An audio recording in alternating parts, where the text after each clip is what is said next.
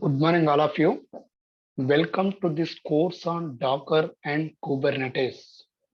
Okay, so before I begin the session, I want to go into the philosophy of Plato.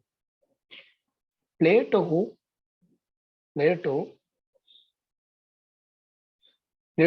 was one of the most famous ancient philosopher. Plato, in his philosophy, the Republic, said that necessity is the mother of invention. Necessity is the mother of invention. What does it mean? Whatever the mankind has invented, it was invented because of its need in those particular times. That means agriculture was invented. Why agriculture was invented? Because population explosion has been happened.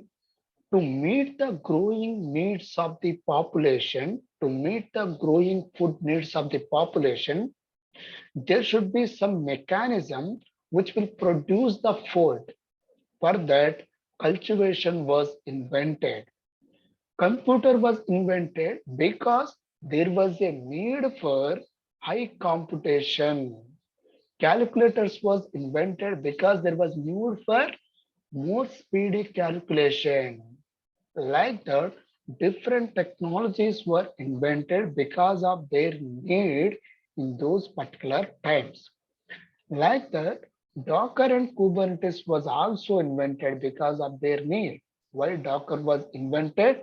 What was the problem that the industry was facing before these Docker containers? Let's understand that first. Okay, so if you know every software development life cycle, every SDLC will begin with development of source code. Okay, a team of developers will be there, and this team of developers will develop the source code. This team of developers will develop the source code. Developers will write the source code in the sense, let's say, print hello world. Let's say this is the source code. Okay, after developing this source code, it has to be stored in some central repository. Let's say in our case it is GitHub. It will be stored in some version control system. Let's say GitHub in our case. After that it has to be deployed. It has to be deployed into different environments. Let's say this is QA environment, this is staging environment, this is prod environment. This is what? Prod environment. Prod environment. Okay. First, this developer, while developing this application, definitely install the software which is required for this. For example, it's a Python one. If it is a Java one, they should install the OpenJDK. After that, they will be able to write the source code and they will be testing in their dev environment. Okay, so now what happened here? The source code for application 1 is written, and this source code is pushed to the this source code is pushed to the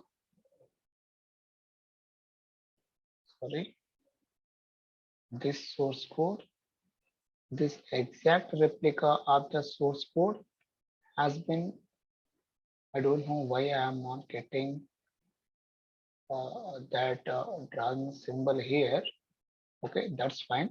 This source code has been pushed to the repository so that other developers will be pulling that and developing the new feature.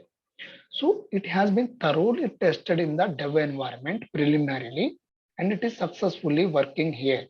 And please observe that in order to develop this application, definitely they have to install their dependencies here, like the OpenJDK and all dependencies have to be installed. After that only they will be able to write the source code for that, and they will be able to test that. And after they are sure that this application is successfully running in the dev environment, it will be pushed to the central repository. After that, will it be pushed to the production environment directly? No, it has to be deployed into the QA environment. Can this application source code directly deployed into the QA environment? No. This QA environment should have the same environment like that of the development machine. That means same dependencies here installed. Okay. So whatever the dependencies that we have installed in the dev machine, the same dependencies should be installed here. Okay, let's say here also OpenJDK has been installed, but we know that there are different versions of the OpenJDK.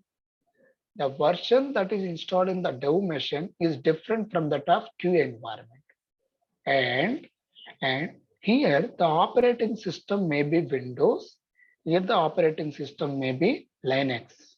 Okay, definitely in the deployment environment will be mostly Linux, right? If you take any cloud, we will be using the Linux machines only. Here the operating system is Linux environment. Here the operating system may be Windows. Okay, and the operating system is installed here. The dependencies are installed, but the application which is successfully running in the dev environment is failed to run here. What can be the reason? Because there may be a issue with the operating system, because here it is Windows operating system. So that application may be well running in the Windows operating system, and that is failed to run in the Linux operating system. So that may be the reason. That's why the application may fail to run here. Okay, and if we somehow manage to get the same operating system here as well, what about the dependencies? Okay, the dependencies that are installed here may be different here. Let's say here it may be OpenJDK 8 version, here it may be 11 version. In that case, this may be the reason. That's why the application failed to run in this QA environment. Okay, this is the QA environment, this is the dev environment. Okay, the application is successfully running in the dev environment, but it failed to run in the QA environment. Why? Because one issue may be due to operating system. Here it may be Linux, here it may be Linux, but here it may be different version of the Linux, here it may be different version of the Linux. And if we manage to install the same versions of the Linux here and here, but what about the dependencies? There are multiple dependencies should be installed for the application to be run successfully. In that case, the dependencies version may change here to here. In that case, what happened? The application failed to run here. Okay, imagine a situation. Okay, before that, if it is failed to run here, the dev people will tell that it is successfully running in their environment. It is because of the environment issue in the QA. So the fight will happen between the dev and the QA environment, and there won't be any progress. If it is not tested thoroughly in the QA environment, it can't be deployed into the staging environment, and it can't be deployed into the production environment, prod environment. But the application is successfully running in the dev.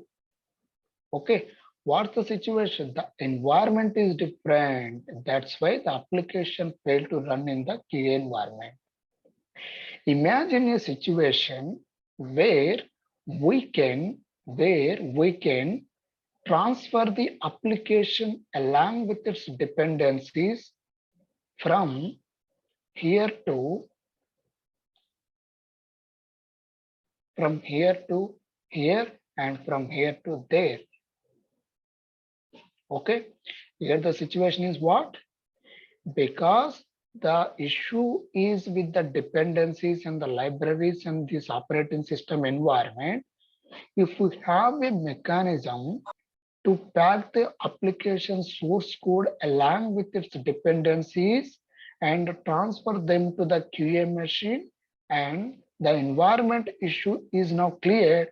If it is successfully working in the dev environment, the application should successfully run in the QA environment as well. If the test cases are passed successfully, then happily the same package can be deployed into the staging environment. After that, it can be deployed into the prod environment. Okay. Okay. This is what about the concept of containers will achieve. Before the concept of Docker containers, we can only transfer the source code. We can only push the source code and deploy the source code only. But with the concept of containers, we can bundle the source code along with its dependencies in a container, and that can be stored in some central server called registries. From there, the bundle can be deployed into the queue environment, staging, and prod environment. Okay, we no need to install these dependencies again in the QA, staging, and prod, because we got the dependencies as well along with the source code. If that kind of setup is there, that is well and good, right? So that is what the containers concept will achieve.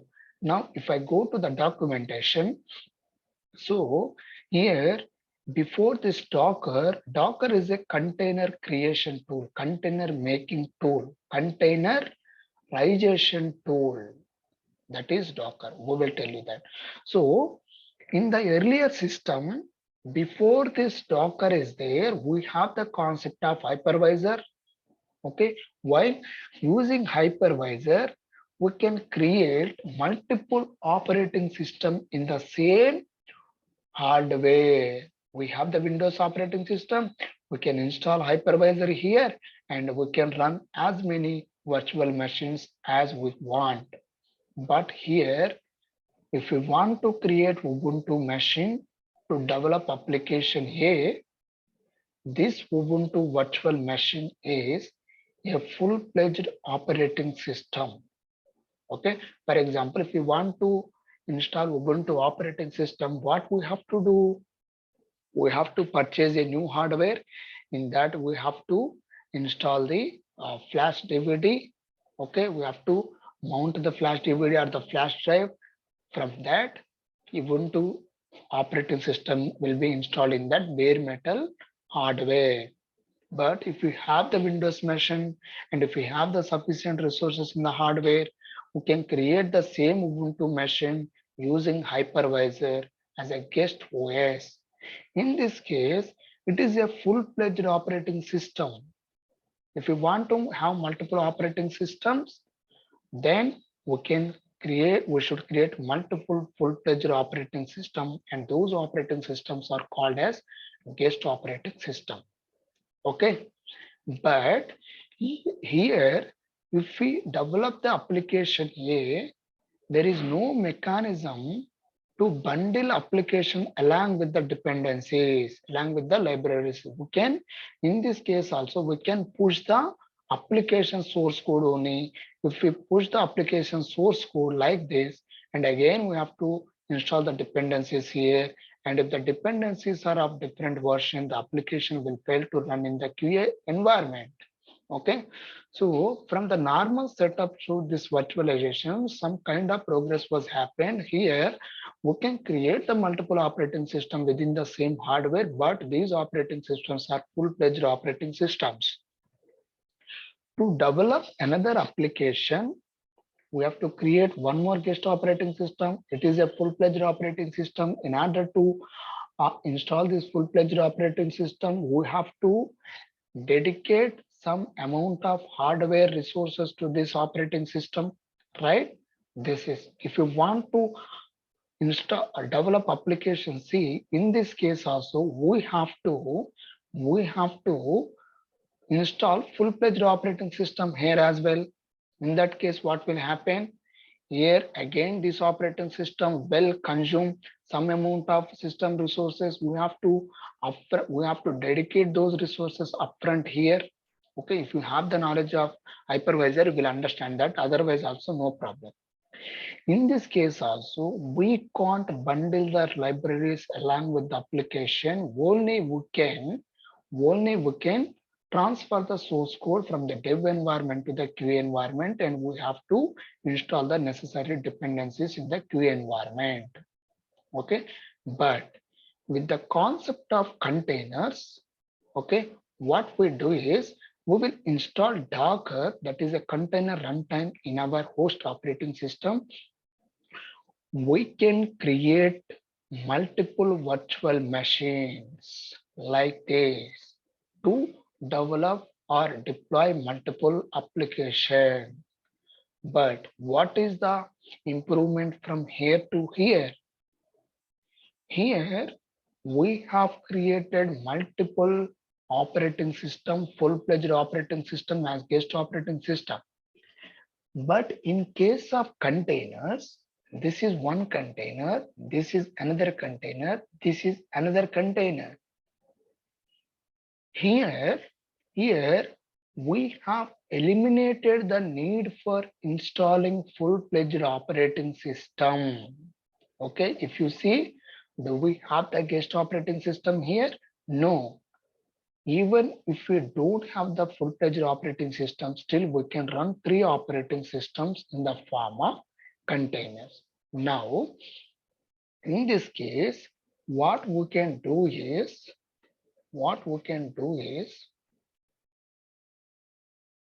now if I copy this,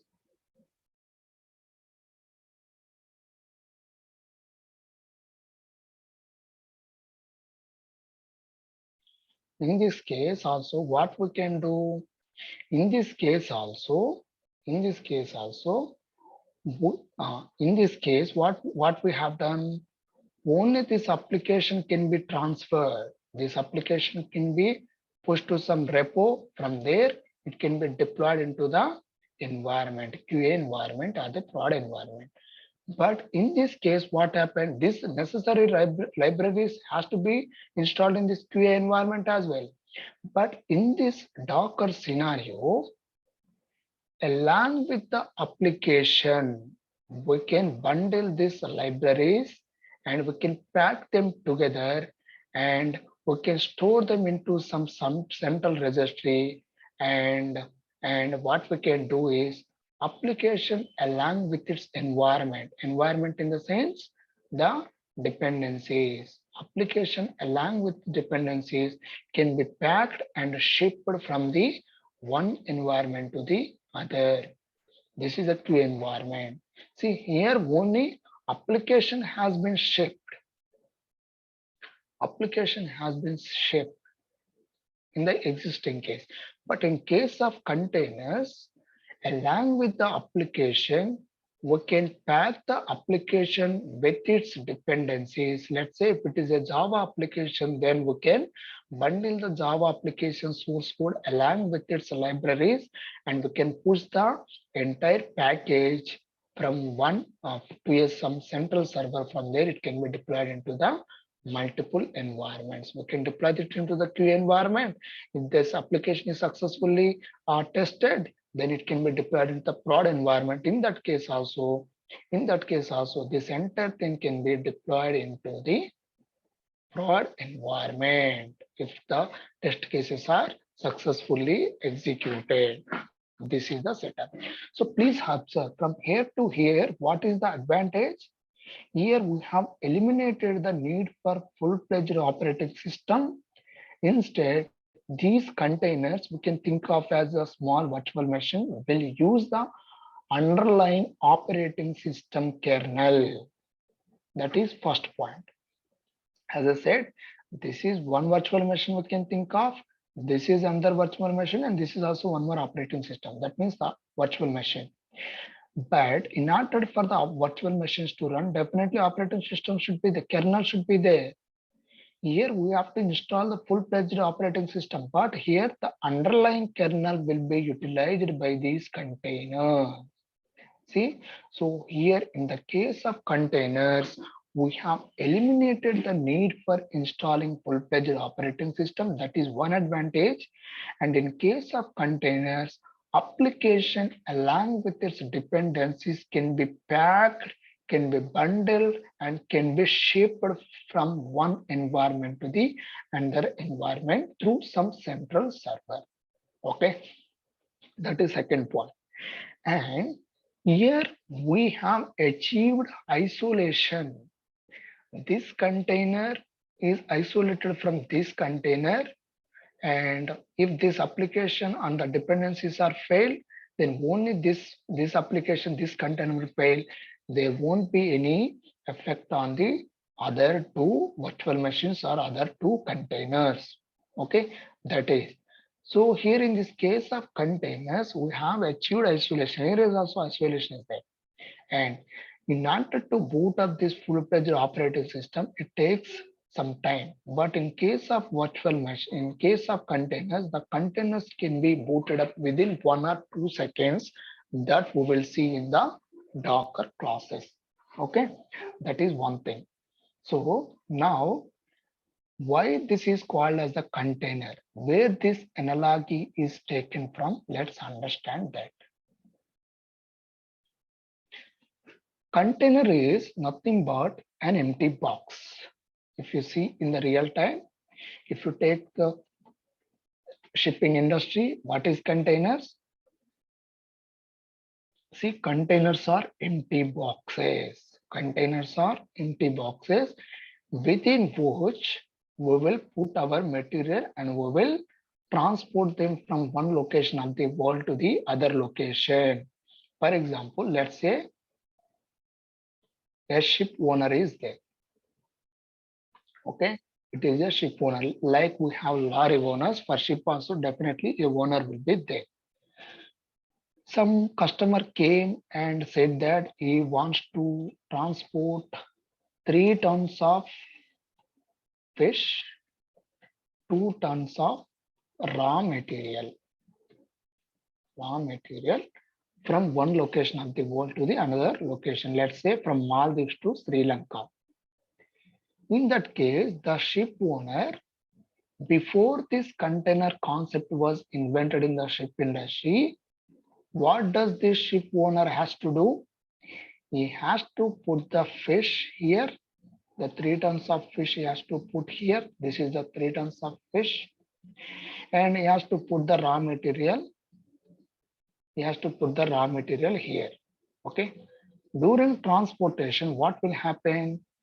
In order for the fish to be transported, it has to be put in the ice. It has to be put in the what? It has to be put in the ice. Without ice, how fish will survive?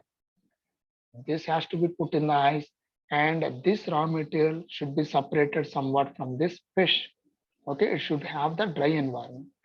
Okay, so before invention of the containers, this is the setup. This is the setup. So during transportation, what may happen? There is higher probability that this fish and raw material will mix together. If they both mix together, what will happen? Fish will be spoiled and raw material will be spoiled. To eliminate this, shipping industry came up with the concept of containers. In these containers, what they have done, let's say the capacity of this is 10 tons. 10 tons, their ship is 10 tons. They have created empty boxes called as containers, having equal capacity. Let's say they have created 10 containers.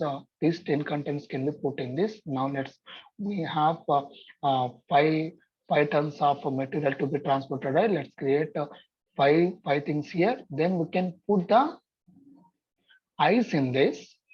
We can put the ice in this. The shipping industry put the ice in this, and they have put 1 ton of fish in this, and 1 more ton of fish in this, 1 more ton of fish in this. These three containers needs what? Ice, because fish needs ice. And whereas raw material, they don't need ice.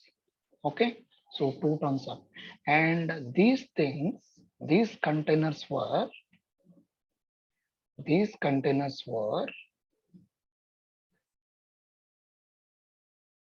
put into the ship.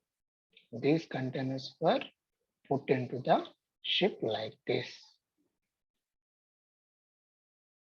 And this raw material was put in 2 containers. There was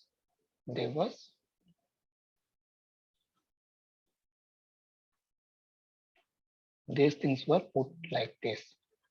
Okay, so now we don't have these things here. In this case, what happened from earlier setup to here? Is there any possibility of mixing up this fish and raw material here? No, because they are compartmentalized. They are put into different containers. Okay, even this fish got spoiled. There is no effect for these two fishes, these two boxes, and there is no possibility of mixing up this raw material with the fish. So with this containers concept, the shipping industry eliminated the earlier problem. So these containers are isolated from one another.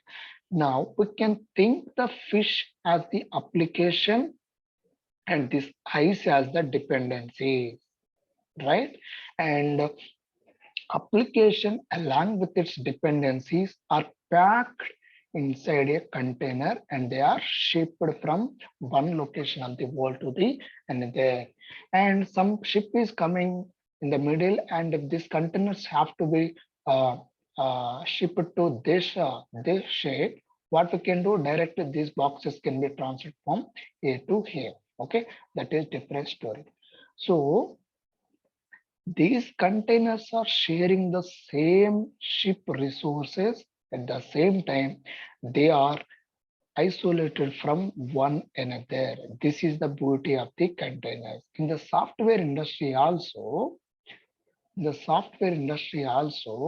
see, we have isolated different applications with their own environments. This is the fish, this is the ice. This is the fish, this is the ice. This is the raw material, this is some dry storage. Okay, so like this. And these three containers are put in the same ship. These three containers are put in the same machine. They are isolated in the aspects in which they should be isolated, and they are sharing the system resources. Here also, these containers are sharing the ship body for the transportation. This is the analogy. Okay, so this same analogy was taken to the Docker. Okay, and Docker was designed. Now, so in Docker, this is the Docker official logo. Who invented Docker? Solomon Hykes.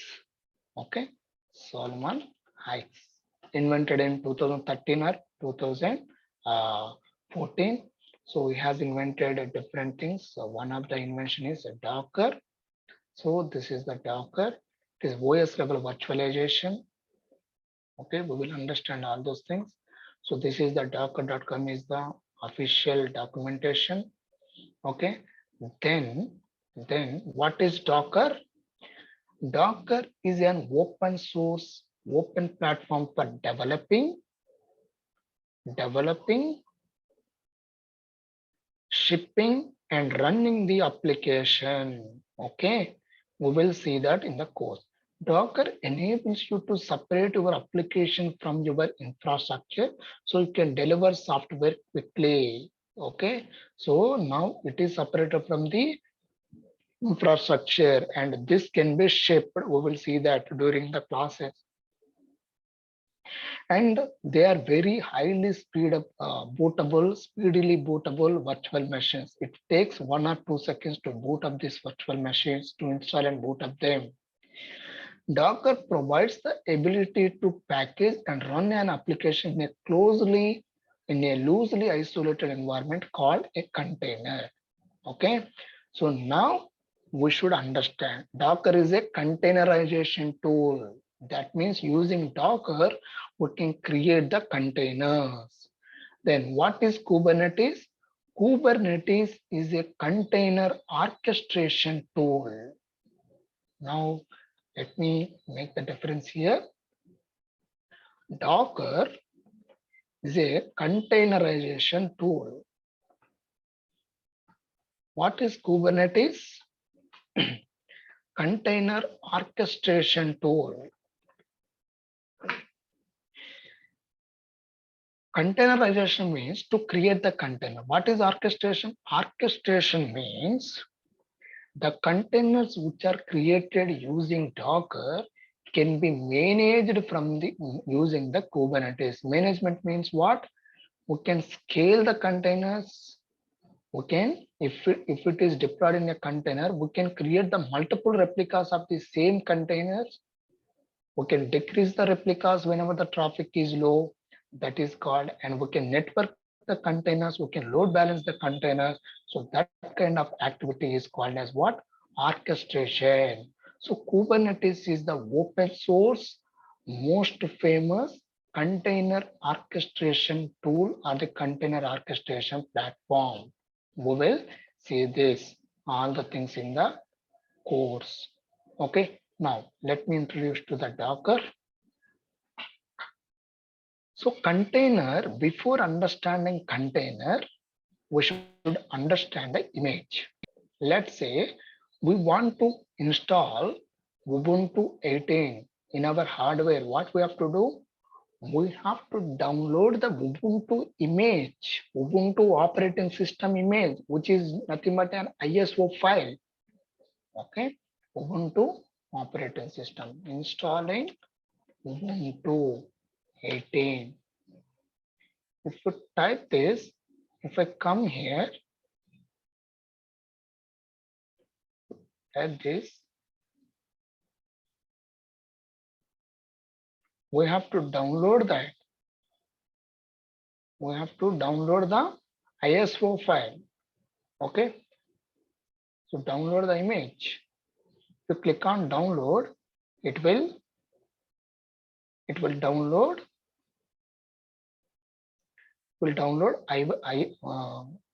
ISO file, right? So that will be about 7 to 8 GB.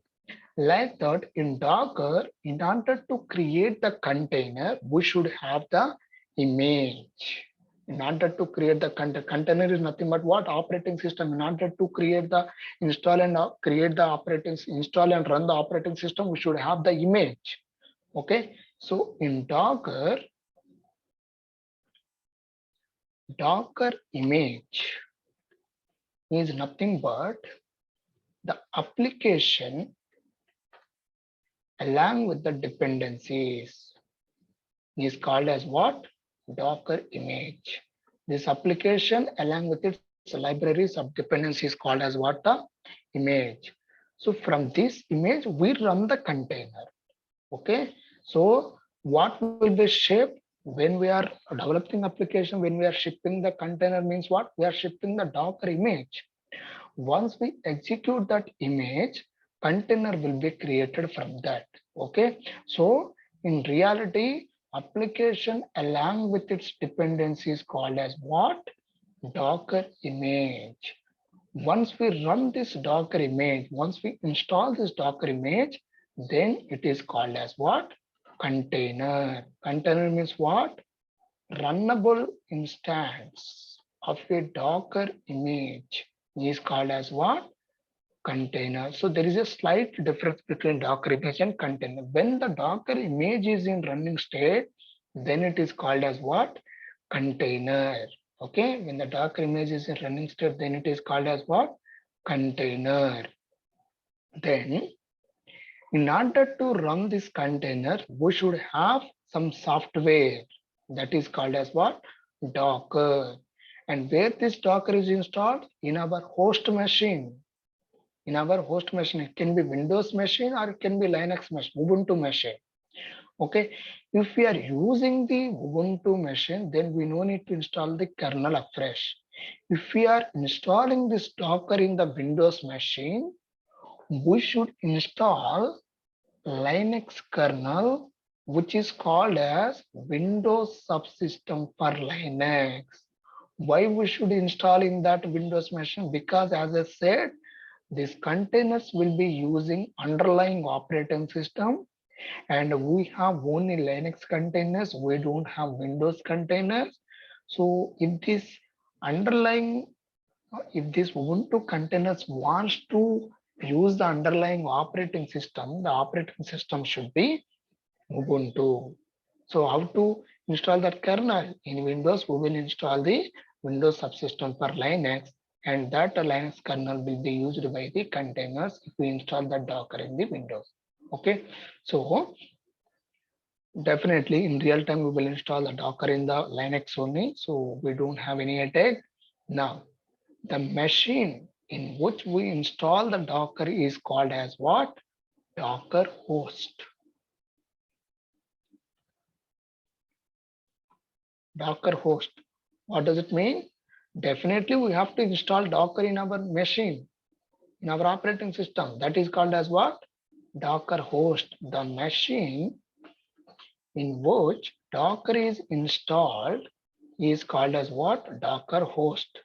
Now let's say if I create EC2 instance, a Ubuntu instance here, okay, and if I install Docker in that Ubuntu operating system, then that EC2 instance will become my Docker host. Very simple. All I have documented here. I have about 70 pages of the document, and about 150 pages are somewhere about Kubernetes. I will share this entire document with you once you enroll for the course. Okay. Now, this is the Docker host. Docker client means what? In order to execute the Docker commands, we should install the Docker CLI. And we don't need to install the Docker client explicitly. Once we install the Docker, then when we install the Docker, along with the Docker client also will be installed. Okay. Now let's do that. So now let's create an EC2 instance. Now let me remove this altogether. So this is the earlier one. Don't bother about this. Launch instance. If you want to opt out to the old experience, opt out to the old experience. Create an EC2 instance. If you don't have the cloud knowledge, no problem. I'm just roughly showing this. I will tell you in the next class, I will tell you how to create EC2 instance also if you don't have the knowledge of the cloud.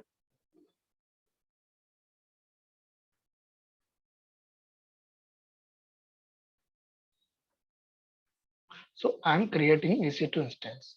This is a general EC2 instance, Ubuntu instance I'm creating. If I install Docker in this instance, then we can call this EC2 machine as the, I can call that machine as the Docker host, as simple as that. Okay, so this is, we will see that Docker host, Docker client, Docker container, Docker image, we have seen that. And now let's do that.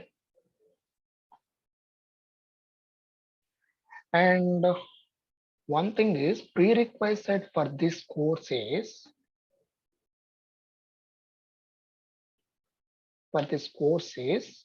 nothing. You no need to have any knowledge. Even cloud knowledge is also not required to learn the Docker. But to learn the Kubernetes, you should learn the Docker.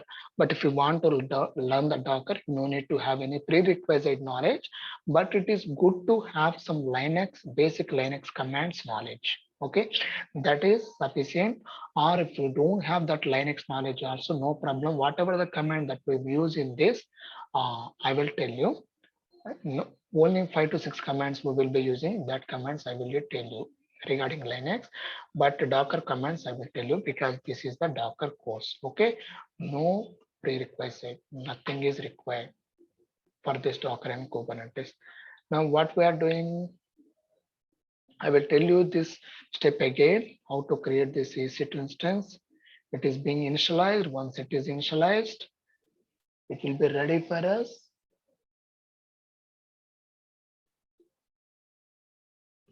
How to connect to EC2 machine, Ubuntu machine. I know most people will be using PuTTY, but one more fantastic tool is MobaXterm. MobaXterm is a SSH client which we can use to connect to the Linux machines, to SSH into the Linux machine. How to install, how to download and install, this also I will tell you. So first I want to connect to this.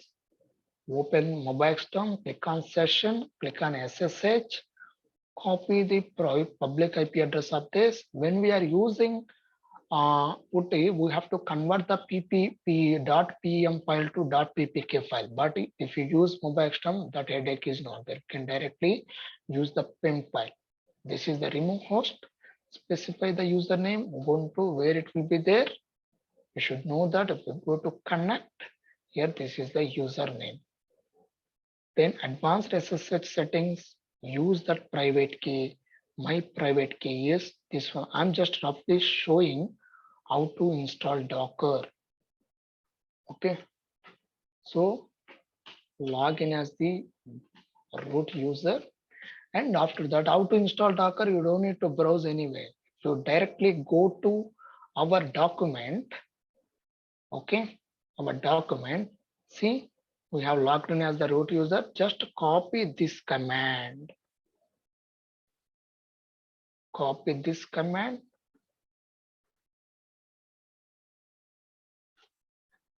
Run this command, run this script. How to run that?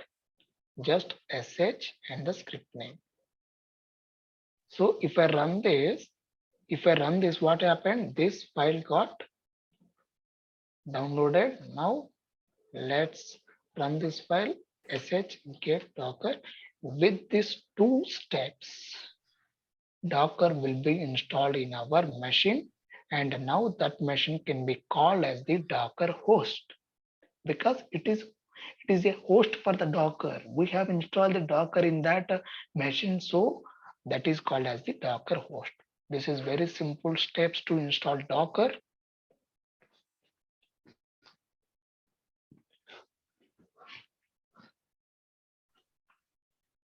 But how to automate this? How to automate the steps? Automating in the sense you want to install Docker during the launch of the EC2 instance. Huh? Maybe for example, like once I create a EC2, I mean, I would not be running the EC2 for a complete whole 24 hours, right? Whenever I need, I'll create a VM, and so I want to use the Docker engine and run my Docker image and shut down the machine, for example.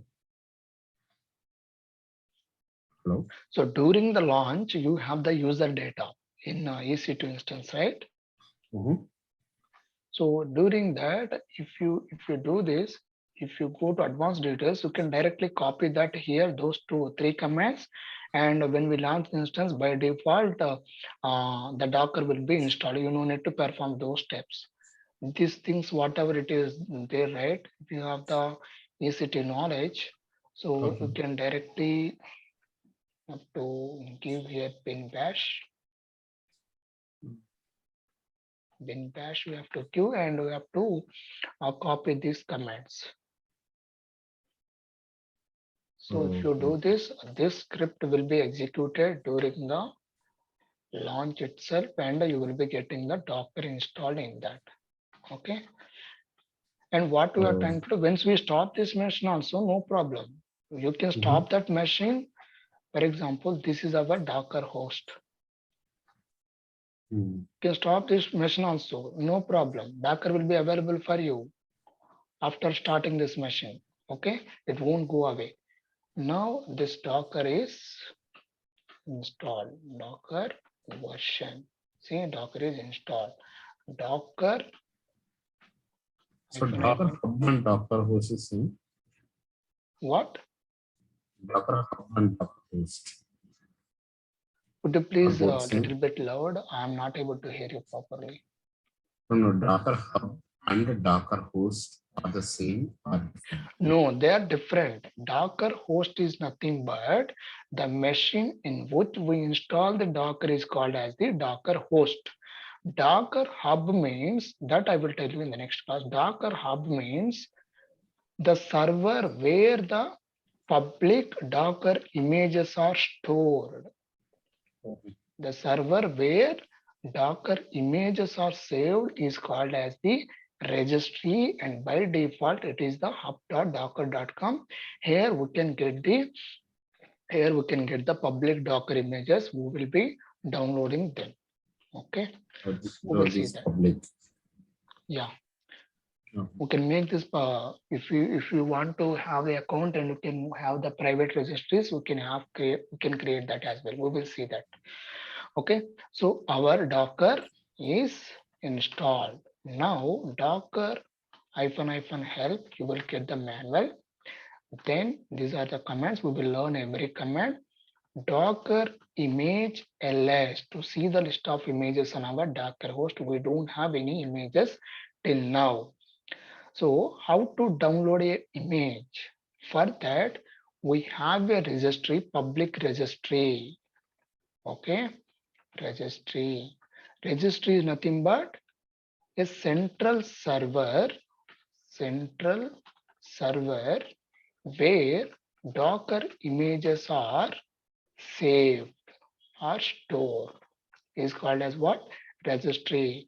By default it is hub.docker.com.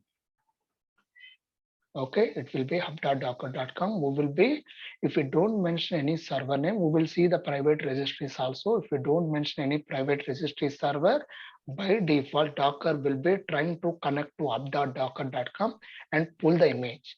Now what I want to do is I want to run some Ubuntu container. Okay, first what I have to do, I should have the Ubuntu image, Ubuntu Docker image, and after that I can create the container.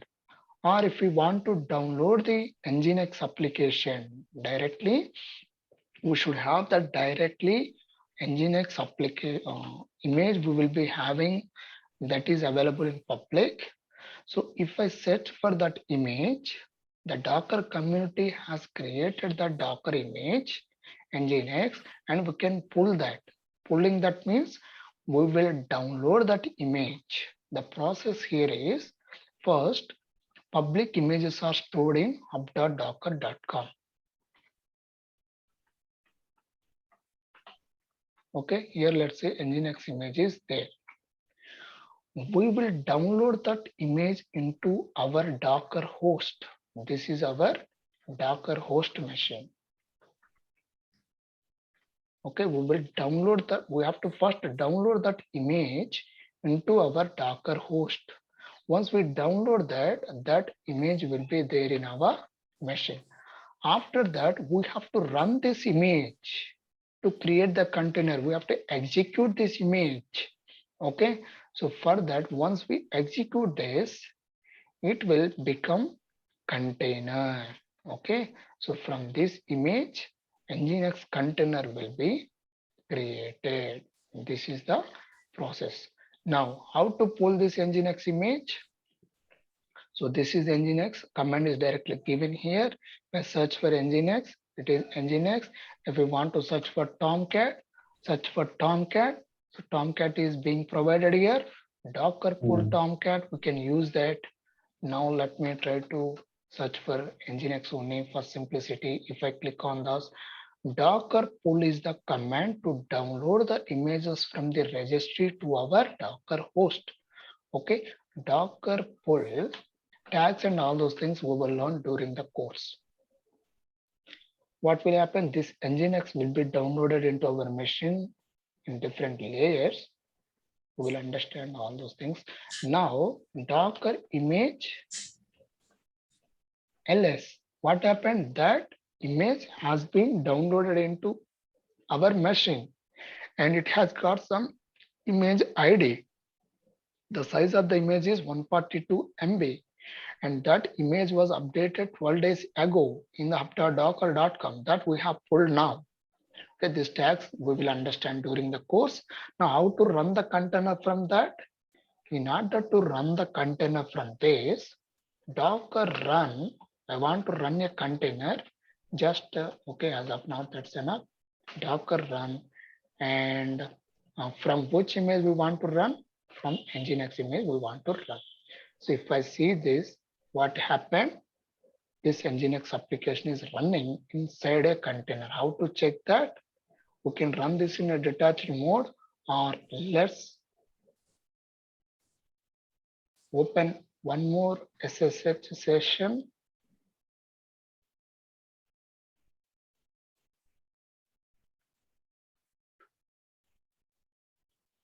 Use private key.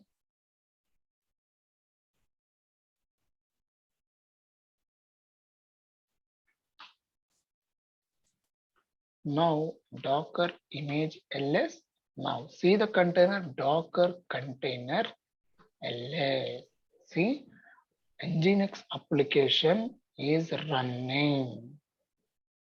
Okay, so how to access this application? All those things we will see now. Nginx is running inside a container, and we can create multiple containers in the same host, and each container we can think of a small virtual machine, a lightweight virtual machine. How much time it take to create this operating system? Docker run within 1 or 2 seconds. We are able to create the Docker container from the Docker image. Okay, that is what Docker, and we will learn most of the times. Let me tell you the course details. In case of AWS cloud, in that case also, do we need to register the Docker image in the Docker hub, or separate place to be No, there? AWS has its own container registry, Elastic Container Registry. We can use that Elastic Container Registry. In Azure, it is called as Azure Container Registry. We can use Harbor, like the different servers are there. Okay. Okay. Kubernetes, Docker and Kubernetes. Duration is 45 days. Okay. Classes are from Monday to Saturday. Timing, class timing is 8 a.m. to 9 a.m. And then course fee is 4,000 INR. Okay, the timing is IST, friends. Anyone of you from non-IST, so 4,000 INR. And the thing is, and one more thing here is Docker. Okay, that's it. That's it. These are the course details, and along with the live plus recordings will also be provided. Live plus recordings. This is the course. Please subscribe to this, friends. And if you want to enroll to this course, please call the institute people and pay the fee, and you will be able to eligible for that. I think tomorrow also demo session will be there. It is also free. After that, you can take the decision. Thank you, friends. That's it for today. If you have any doubts, I can answer your question. Please ask. Hello, sir. Good morning. Actually, sir, my system is official. So without installing anything, am I able to learn Docker and Kubernetes? Without installing means you should install Docker to practice Docker, right? Any AWS cloud can I install, or it is required to Yes, install in in the AWS system? only we will tell. It's not that in real time we will use the AWS only. In AWS only we will install. If we have the AWS or Azure account, that's fine. All thing we require is some cloud account, so that for Docker we can create some virtual machine there and we can install our Docker. For Kubernetes we will be using Elastic Kubernetes service. Okay. Yeah. Okay. So in case of Azure Cloud, so once the VM is created, any idea like where to run the steps? Once VM is created, we have to connect to that VM. Am I right? Right. How No, to that SSH? that is manual, correct? I didn't get you. We will create the virtual machine in Azure. Yeah. Once it is created, okay.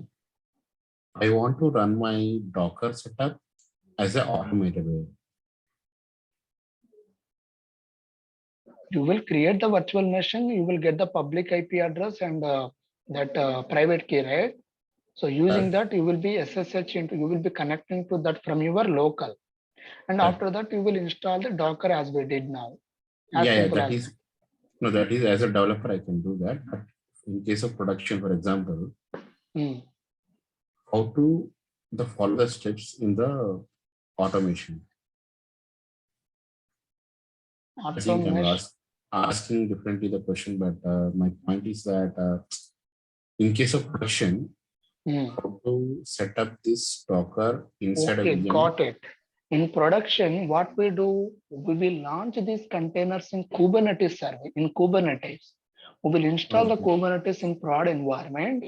Okay, we will have the cluster directly. The images will be deployed into that using manifest files. Got it? We don't install Docker individually. We have the Kubernetes cluster. In Kubernetes cluster, we will be having multiple nodes. So in those nodes, Docker will be installed by default when we install the Kubernetes. From that, containers will be created. Okay, and we have Kubernetes nodes as well, friends. So we have that nodes as well, Docker and Kubernetes. I focused on this one only. Okay. Yeah, Mama said you can connect via PuTTY also, but I recommend to use MobileXterm because it has a lot of features. Okay. Yes, so if you want to use PuTTY, some people using Western Houston. Any idea? Western Houston. Yes, you can use that also. Okay. Okay, you can use that also. So we have the Kubernetes nodes as well. Okay. So it is of about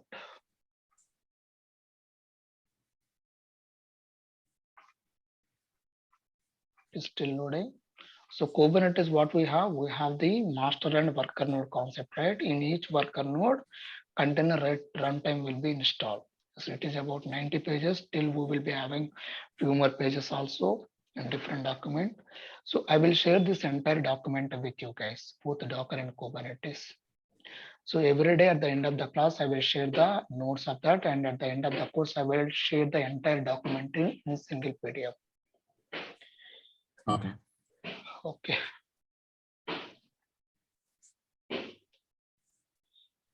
Any doubts, friends? It is very affordable. 4,000. We will see all the real-time scenarios only. Okay.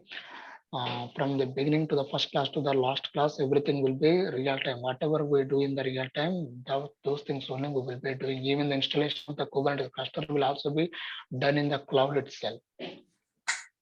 Okay. And we can create our But you'll be referring to only AWS, correct? No. Could you please repeat it again? I can't get you. No, you will be referring to only AWS. Yes, AWS. Anyway, so the commands will be same. If you want to install that in Azure also, only a few clicks we have to do. After that, Kubernetes service will be created. Here also, it is a matter of 5 minutes. In Azure also, it's a matter of 5 minutes to create the cluster. Okay. I will show both Azure and Elastic Kubernetes, but everything will be same except that 2 or 3 steps to create the cluster. Okay. Here what we will do, we just create the cluster. We'll choose a name, and after go to that, then we will choose the node group. That's it. How many nodes you want to keep. So this thing also will be same in Azure also. After that, everything, the kubectl command, the deployment, everything is exactly same. Okay. Thank you, friends. Thank you very much. Let's meet tomorrow at the same time. Thank you. Thank you, sir. Bye. Thank you.